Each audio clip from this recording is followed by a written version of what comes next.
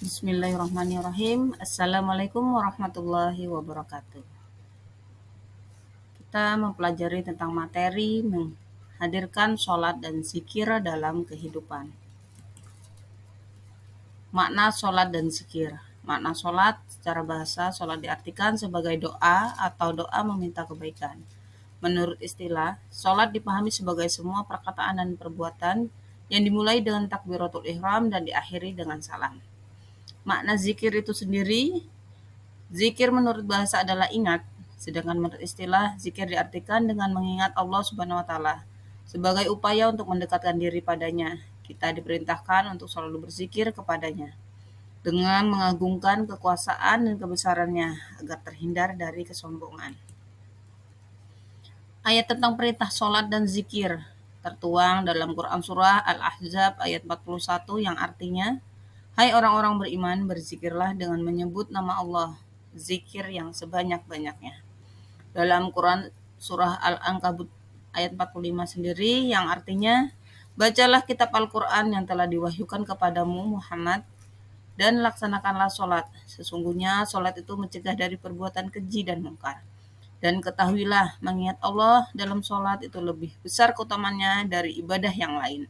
Allah mengetahui apa yang kamu kerjakan. Cara berzikir. Yang pertama, zikir dengan hati, yaitu dengan cara bertafakur dan merenungkan ciptaan Allah Subhanahu wa taala, sehingga timbul dalam pikiran bahwa Allah Subhanahu wa taala adalah zat yang maha kuasa. Zikir dengan ucapan, yaitu mengucapkan lafal-lafal yang di dalamnya terdapat keagungan namanya. Contohnya adalah tahmid, tasbih, tahlil, takbir, membaca Al-Quran, dan bersolawat. Selanjutnya, mentaati perintahnya dan menjauhi larangannya merupakan zikir dengan perbuatan. Sholat untuk meraih ketakwaan dan menghindarkan perilaku tercela. Surah Al-Imran ayat 102 menjelaskan dengan bunyi, A'udzubillahi minasyaitonirrajim. Bismillahirrahmanirrahim. Ya ayyuhalladzina amanu taqullaha haqqa tuqatihi wa la tamutunna illa wa antum muslimun. Yang artinya, hai orang-orang beriman, bertakwalah kepada Allah sebenar-benar takwa kepadanya.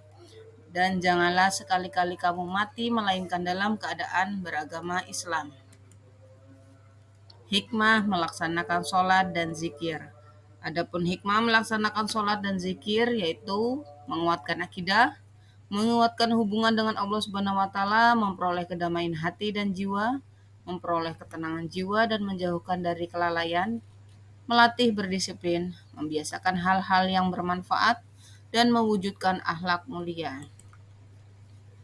Upaya agar kita bisa istiqomah dalam sholat dan zikir. Yang pertama, menyadari bahwa sholat dan zikir untuk mendekatkan diri kepada Allah Subhanahu wa taala.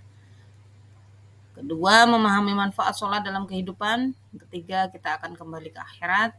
Yang keempat, niat yang tulus. Kelima, lakukan sholat berjamaah. Keenam, berteman dengan orang yang rajin sholat. Dan terakhir, banyak membaca buku keislaman. Jiwa yang kuat dapat dibangun dengan mendekatkan diri melalui zikir.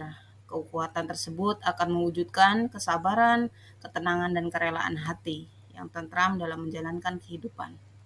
Sholat dikerjakan bukan hanya untuk memenuhi syarat dan rukun.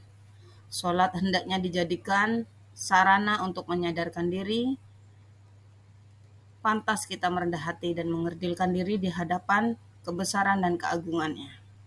Pantas kita merasa tidak memiliki apa-apa di hadapannya. Karena semua yang kita miliki ini hanya dari anugerah dan kebaikannya. Kesadaran seperti ini mendorong manusia untuk mencegah diri dari perbuatan tercela. Mungkin sampai sini materi hari ini. Terima kasih. Wassalamualaikum warahmatullahi wabarakatuh.